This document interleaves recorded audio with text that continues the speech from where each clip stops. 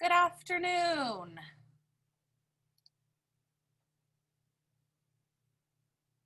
Wow, you guys are quick. I love how quick you guys are.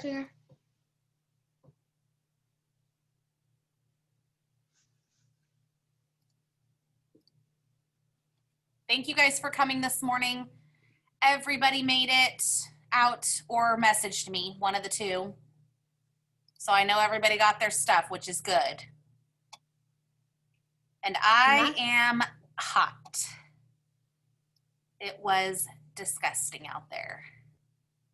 If I had my pool done, I'd be in it.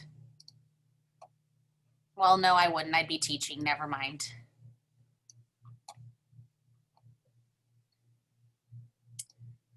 The math book is thick. All right, it says I've got 22 people. Ms. Tyson, Nice short session today. Kind of nice to come back on a Monday for just a little bit. Ms. Tyson.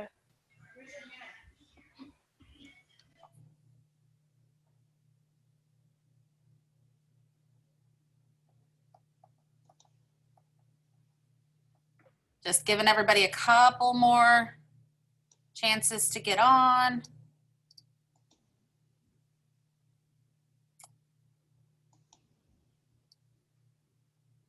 Peyton, did you want to ask something? No, I was just holding my head. Hello?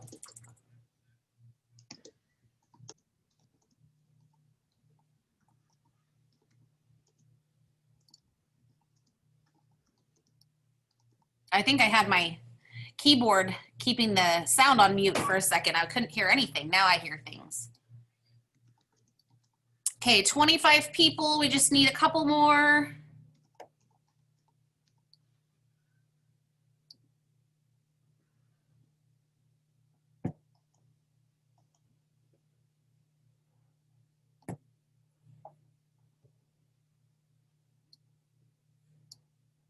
All right.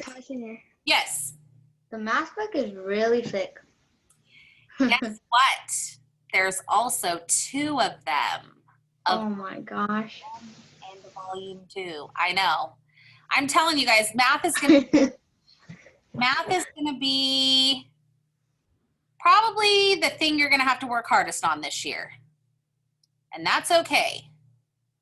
We'll work together.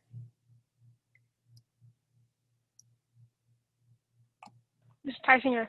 Yes. The Zoom links you put on Canvas isn't working. Oh. Did you try doing the code instead? Instead of clicking on the link, did you try to enter the code maybe? No.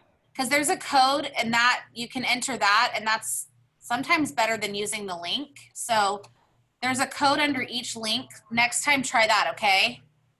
Okay. Ms. Tyson, it worked for me.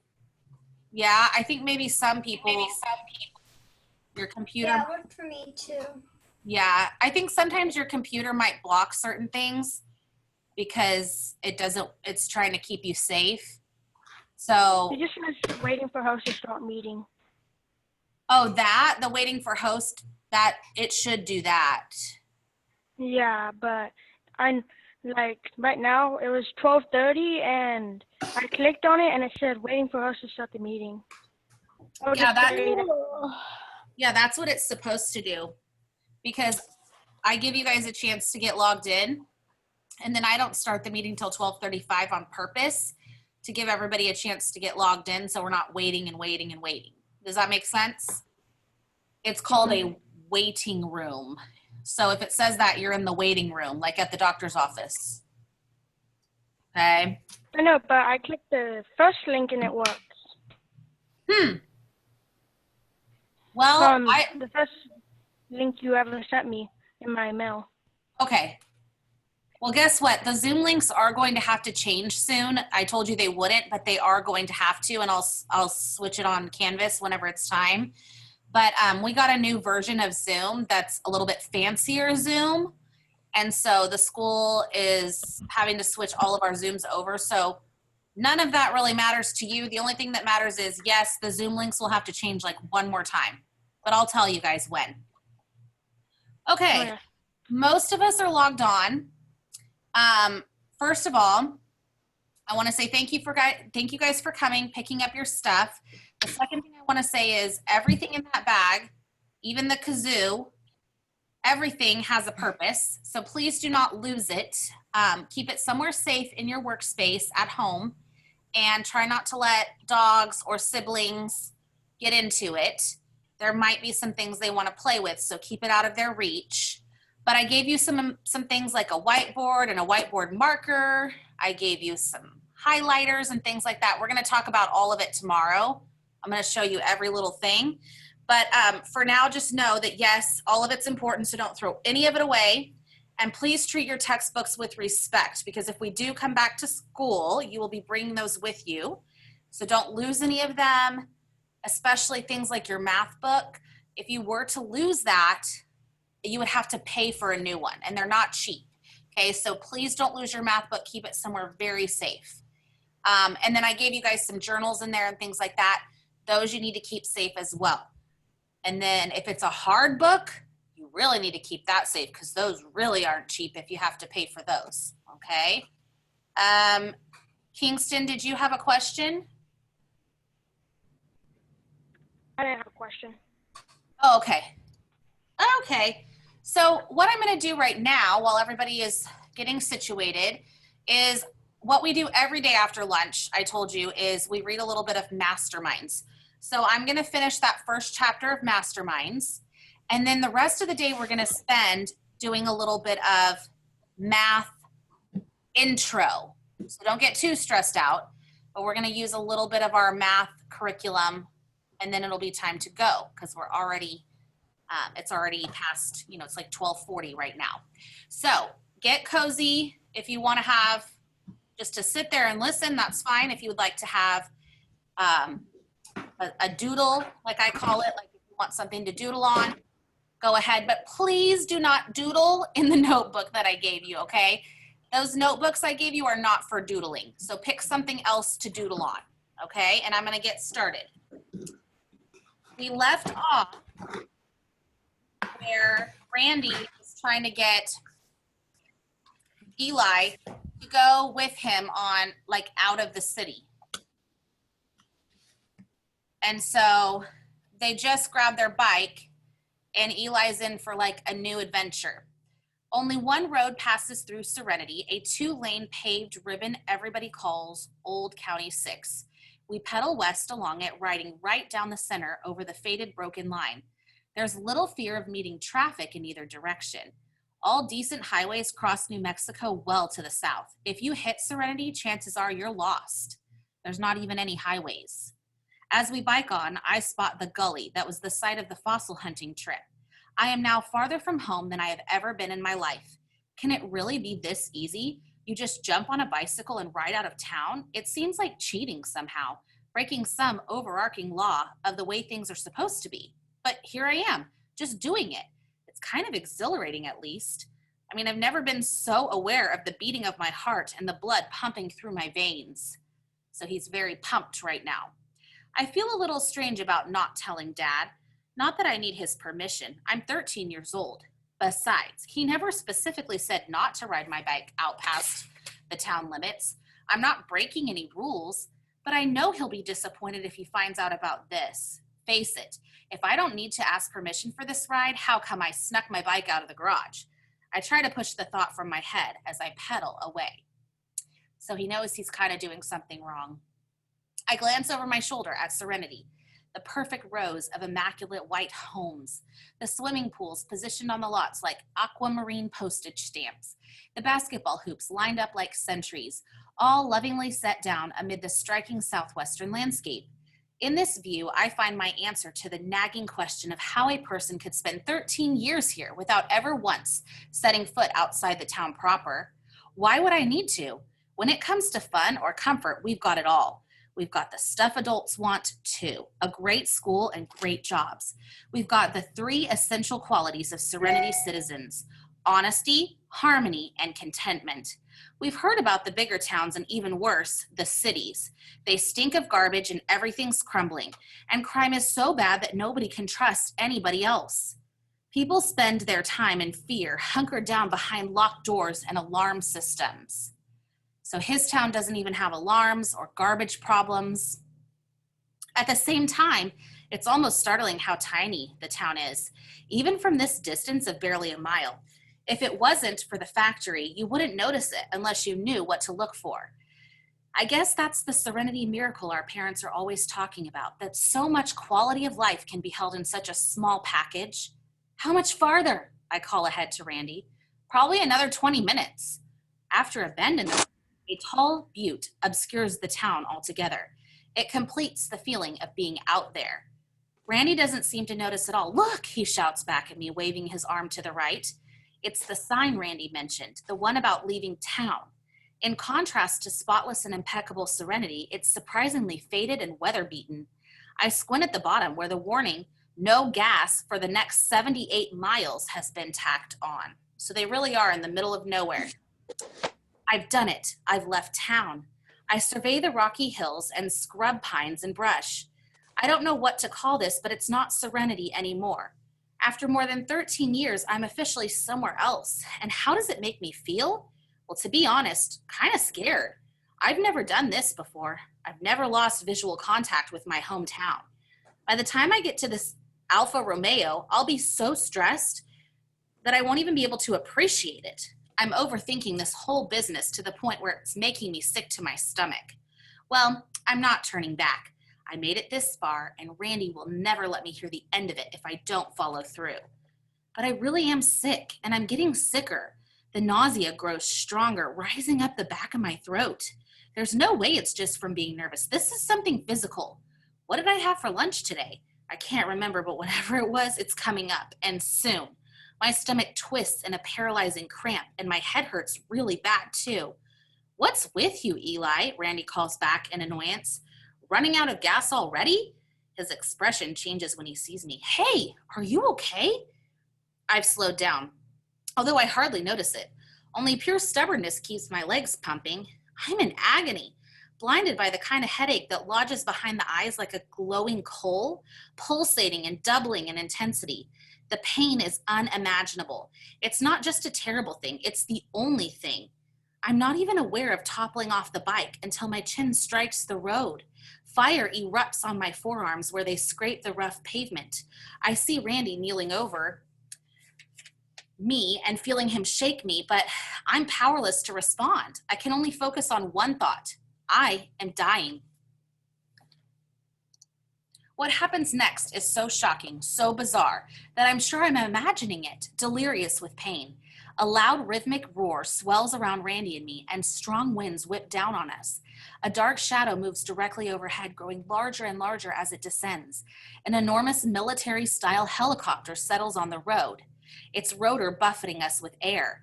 The hatch opens and out jump 6 men in identical indigo uniforms and wine-colored berets. Purple people eaters, Randy breathes. Through a fog, I can barely make out the distinctive tunics of the sturdy.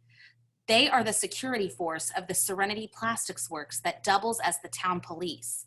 It takes all the strength I have that I have left to spread my arms to the rescuers. Help me, I whisper, wondering if they can even hear me over the thunder of the chopper. Eli. I can't seem to pinpoint the source of the voice. Through blurry vision, I can just make out the outline of a face peering down from above. Eli, wake up. Dad? I've never been so relieved to see him. My father's familiar features come into focus. Thin lips and pale eyes, the color of a frozen lake. It's his principal stare, although it's hard to imagine him looking any different if he was an astronaut or a fruit picker or a rock star. Most kids go a long way to avoid that expression, but to me, it's familiar and even comforting, my earliest memory. I'm in one of the two beds in Serenity's tiny doctor's office and health clinic. I cannot read right now. I'm in one of the 2 beds in Serenity's tiny doctor's office and health clinic. An IV tube tugs at my arm, and that means it's all true. It comes back like a delayed reaction, recollection of a terrible nightmare. The bikes, the collapse, the purple people eaters. I never thought I'd see you again, Dad. The lump in my throat swells to a cantaloupe size. I never thought I'd see anybody. The stare softens and he leans over and he hugs me. You gave us quite a scare. What happened? I feel better, but by no means back to normal. An impenetrable grogginess covers me like a curtain. The nausea and the headache are gone, but the memory of so much pain and fear haunt me. The idea that it's possible to feel so awful and that maybe I will feel that way again one day, it has changed me. On the other hand, I'm alive, which is kind of a surprise. What happened? I repeat. Dad breaks the hug. He tries, but he's just not a touchy-feely guy. Dr. Bruder isn't quite sure. Dehydration, maybe. I was fine until suddenly I wasn't anymore. I was on my knees throwing up, and I was throwing up nothing and holding onto my head to keep it from falling off. My voice cracks a little. I honestly believed I was going to die.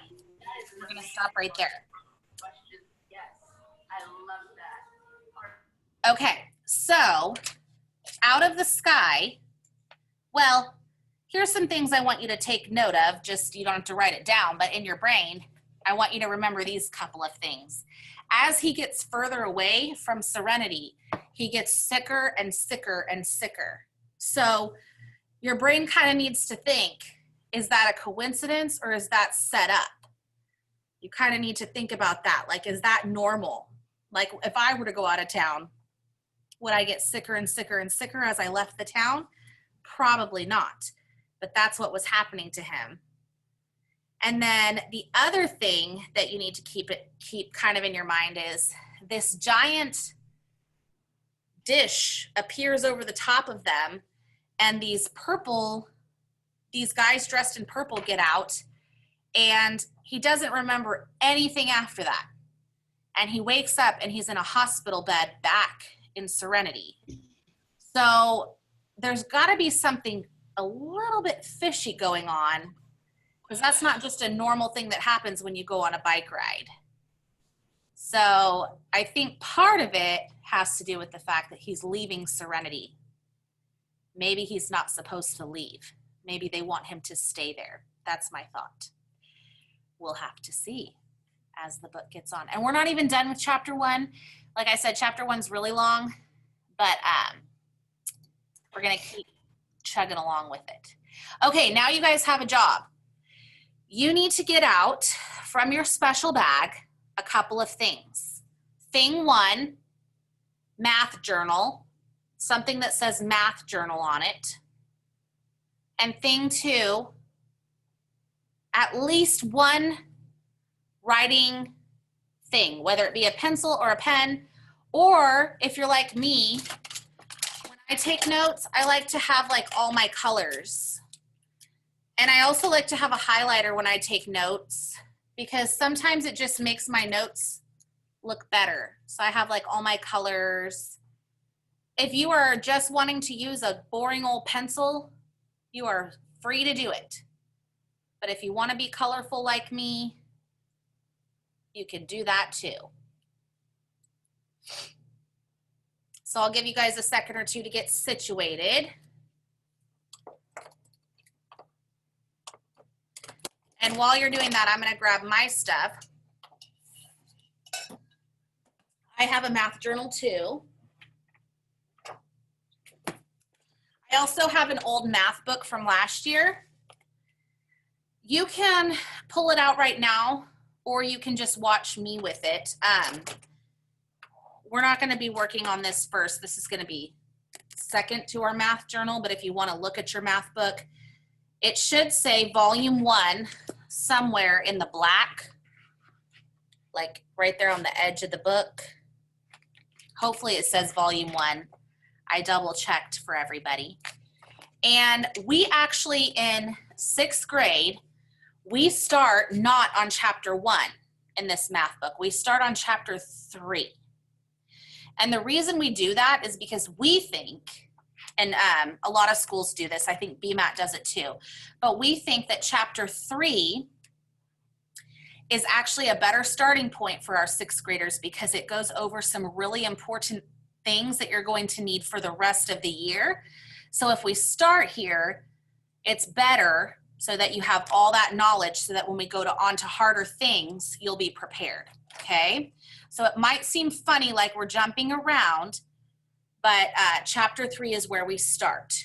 And what we do at the beginning of every chapter is we go over the vocabulary that we're gonna learn, that our brain needs to know and understand for every single chapter. So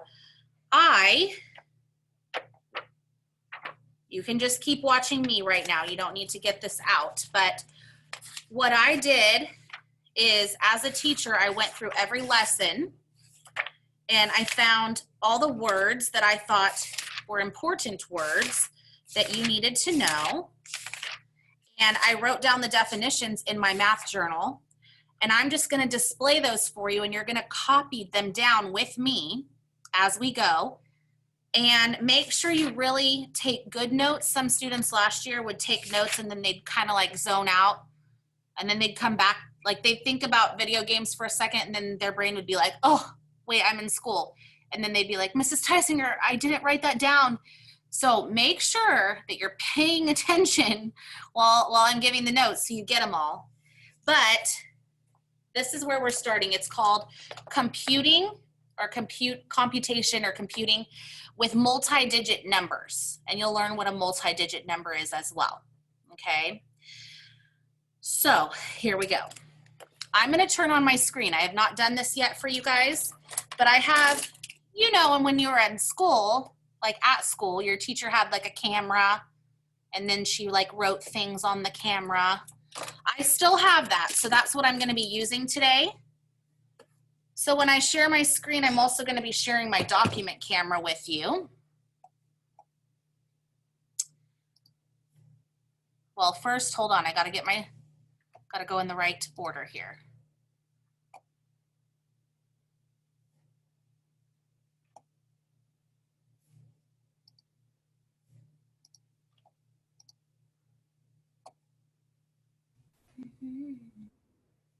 Okay, so my screen should be up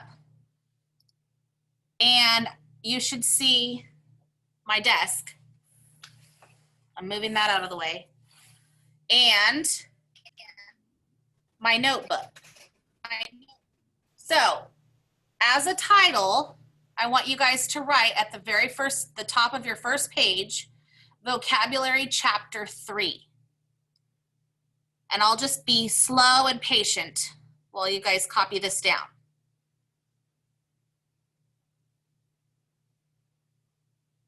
And this should be in your math journal, math.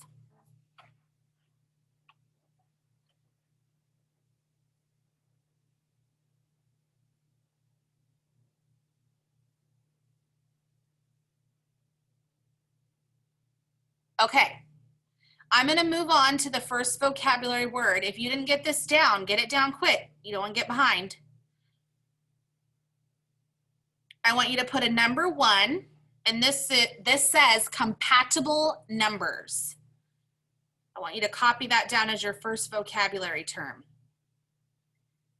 And if you're having a hard time reading my writing, just guess. Because sometimes I might form my letters funky. Compatible numbers is how you say that. And those are easy to divide mentally. Write that down.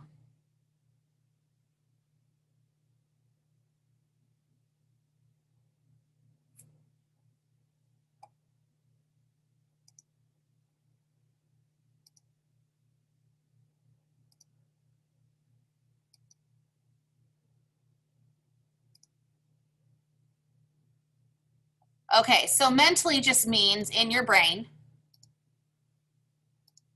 And if you're trying to make something easy to divide, the numbers have to be compatible.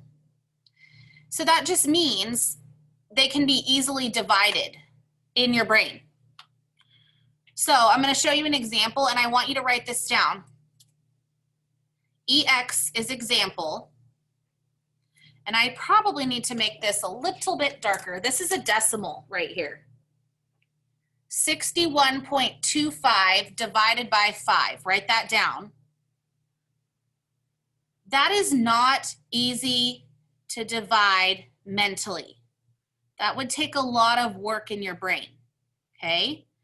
But if you rounded the decimal to a number that's easier, that's just close but easy, you would probably pick a number that ends in 0. That's usually a number that's really easy to divide. And so I would just change the 61.25, I would change it to 60. And that is so much easier for my brain to divide by 5. So 60 and 5, the reason those are highlighted is because those are the compatible numbers. Those numbers I can put in my brain and divide really fast. All I did was take 61.25 and just say, what 10 is that closest to? Oh, that's closest to 60. I'm just going to make that easy for myself and round it to 60. And now I've got compatible numbers. Okay, now this is staying on the screen, so don't stress out if you're not ready. But number 2, oh, by the way, you might want to write this part. You might want to make a note to yourself that says these two are compatible numbers.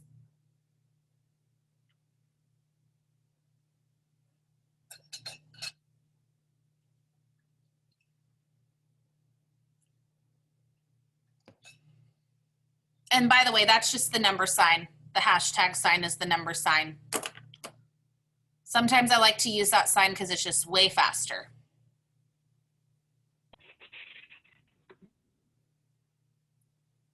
Okay, I'm going to move on to the next vocabulary word. Number 2 is decimal. Decimal. And that's what we're going to be working with a lot in this chapter. Lovely, lovely decimals. They will become our friends. A decimal is a number that, and I'm going to show you the whole thing, it's kind of long. A number that has a digit in the tenths place, hundredths place, or beyond. This word right here is digit. A number that has a digit, and it's not tens place, it's tenths. Tenths place. You almost have to spit when you say it. Tenths and hundredths. Those are different than tens and hundreds place. These are the tenths and the hundredths place.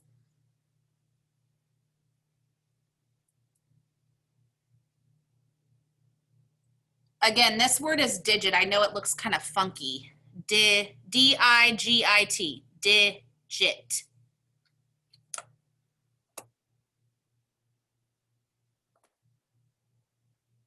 Here's your example.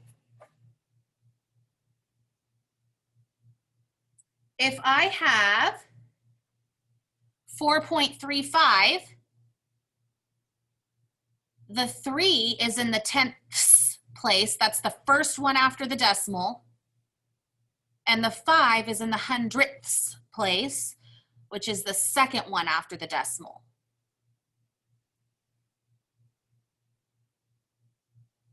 So if a number has anything after the ones place, to the right of the ones place, you get to the tenths and the hundredths, that's a decimal number. You have to put a decimal and it turns into a decimal number.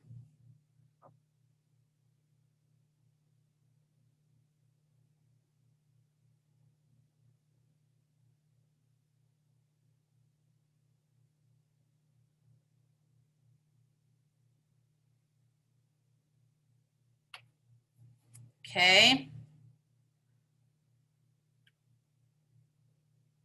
The next vocabulary word is round.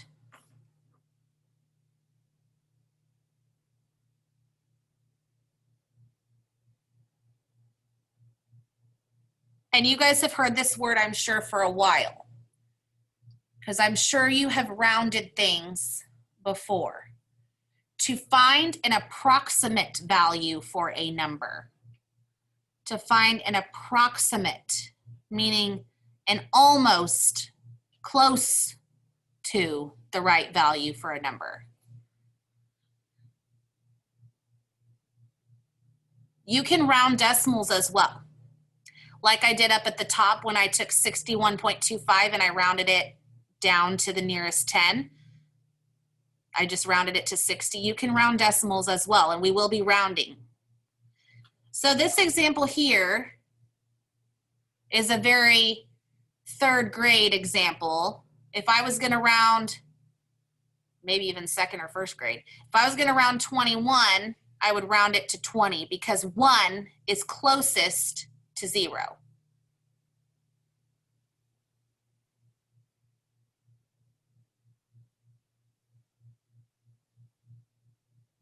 And that might seem like, duh, we know this, Mrs. Tysinger. It's something you need to know in 6th grade too. We can use it all the time in 6th grade for decimals and things like that. Okay, there's one more on this page, but we're not done. Your next word is product. Product.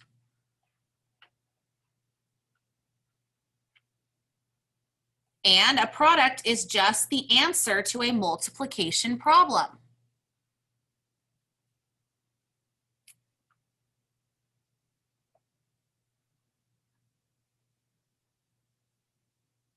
Sometimes we forget these special math terms, but it's the answer to a multiplication problem. And I just did a very easy example here. I just said 2 times 2 is 4. 4 is the product.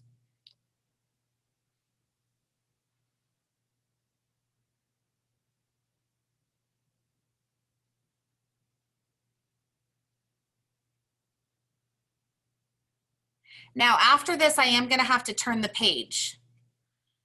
So those of you that aren't caught up, I'll give you a minute or so to catch up.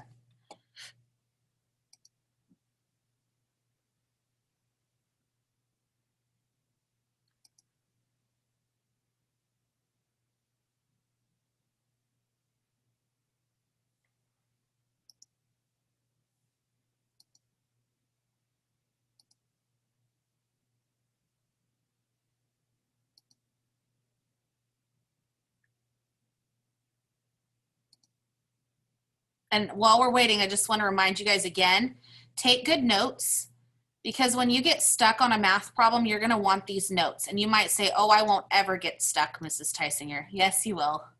Sometime this year, you're going to get stuck. So take good notes so you have somewhere to look when you're stuck. And you're actually going to take these exact notes and do something with them in just a minute. So you're going to want to take these notes, okay? All right, I'm going to have to turn the page. If for whatever reason you're behind, just move with us and we'll come back to, I'll put this page back up at the end.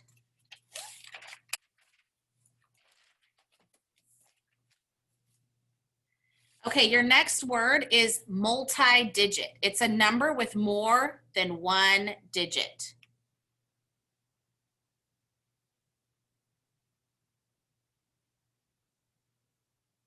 So in 6th grade, we're not going to work with single digit numbers. That was back when you were memorizing your times tables, 5 times 2, 6 times 4. We're taking it up a notch, and we're using multi-digit numbers, meaning they have numbers like 240 or 631.5. Okay, we're going to use multi-digit numbers. And my example is this.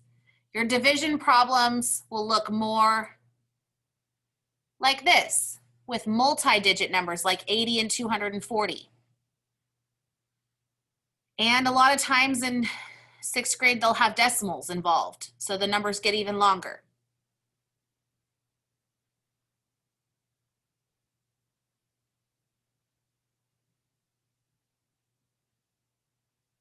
And some of you are saying, yeah, I like that challenge. And some of you are saying, oh, no, not that. That's okay. All feelings are okay. I will do my best to help you.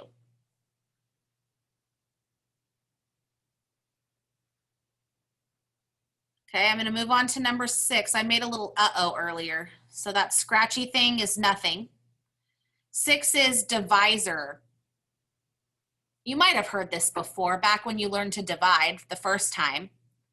Divisor. It's the number by which the dividend is being divided. It might sound like a lot of divid words. Divisor, dividend, divided. Basically, it's the number on the outside of the house. So my example is, same math problem, 240 divided by 80. 80 is the divisor, it's on the outside of the house.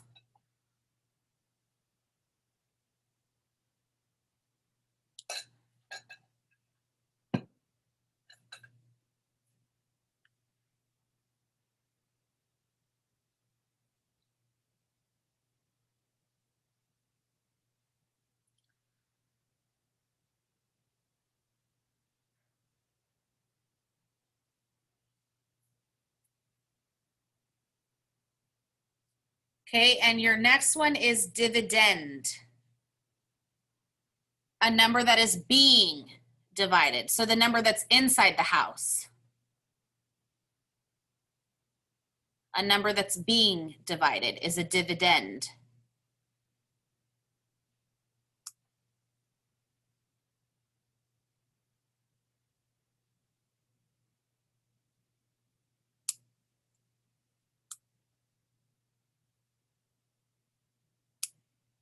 And so all I did was use the same math problem again. And I just highlighted the 240. The 240 is on the inside of the house, so that's the dividend.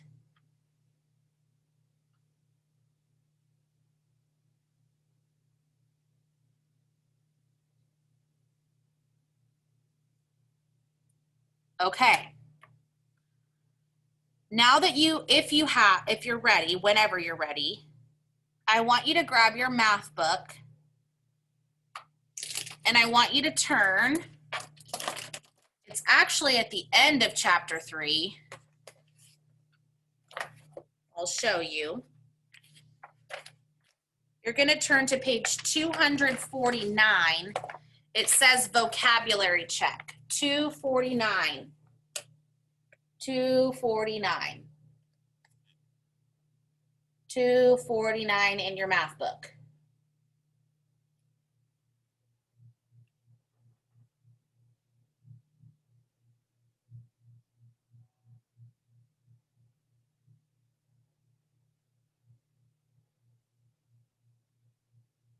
Okay.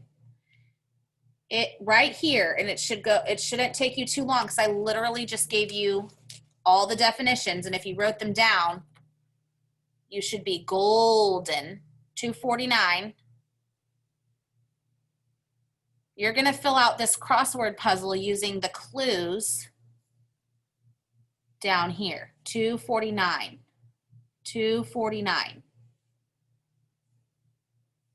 And the clues are the definitions. And the stuff you put in the crossword are your vocab words that go with the definitions.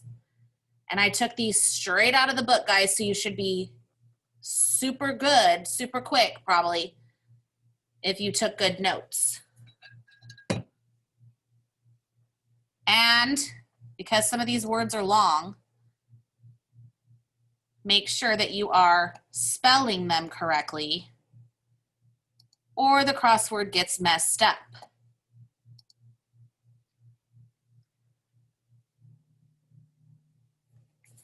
I'm going to put it on the screen so you guys can see the page number, 249.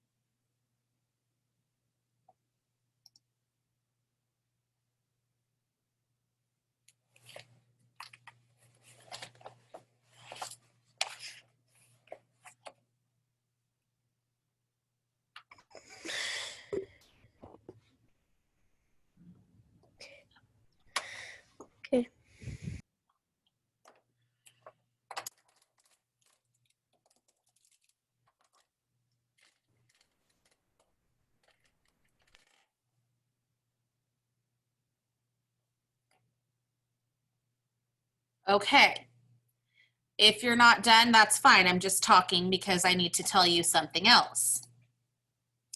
This is not something, when we work out of our book like this is not something we can put on Canvas or really on Google Drive or Google Docs. So we're gonna kick it old school. And what you're gonna do is you're gonna snap a picture of this somehow. When you're done, you're gonna snap a picture of it and you're gonna email it to me with your name at the top. Okay? We all should know how to email Mrs. Tysinger by now. If you don't, your parents do. But this is your assignment for the rest of the evening/afternoon. And if you guys are good to go, Mrs. Tysinger is gonna sign us off and see you at Zoom in the morning. So only stay on if you need help. Otherwise, when you're done, you're gonna snap a picture and you're gonna send it to me as a way to turn it in. And you can turn your camera off and I'm gonna see you tomorrow morning at 8:30 for Zoom, okay? Only stay on if you have something to say. Lindsay? Hi.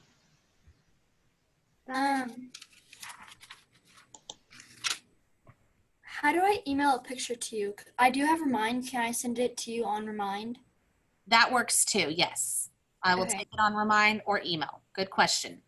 Okay. Miss Tysinger, Yes, I have one question. yes. Across on number 1, it says easy to divide mentally, and isn't that compatible? But it's like 3 spaces. It should be compatible numbers. Is that what it goes all the way across the top. Oh, okay. Yeah, it takes up that whole thing. Okay. Yeah, Miss Tysinger. yes. So on number 3 down, it says a number with more than one digit, and that'd be multi-digit, right? It should be. But multi-digit doesn't fit in that. Let me test it out and see.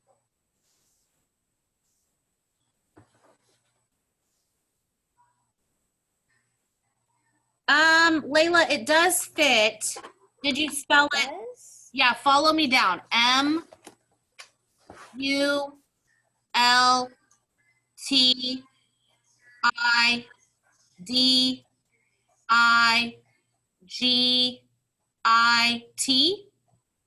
Oh yeah, I spelled it wrong in my notebook. Okay. Miss Tysinger. Uh-huh. How do you spell compatible again? I'll spell. Can you guys still see my screen or no? Yeah, I can. C-O-M-P.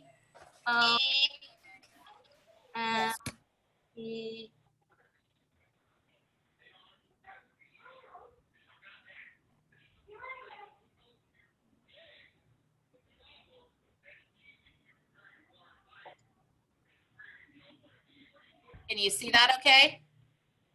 Yeah.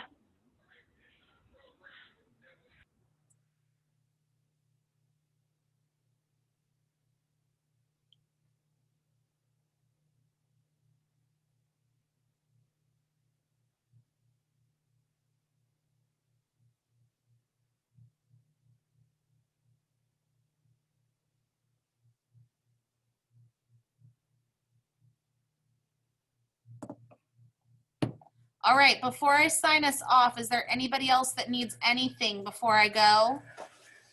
I do one more time. Okay. So, number 4 down, it says, it says the number by which the dividend is being divided. And that would, oh, never mind. Got it? Okay.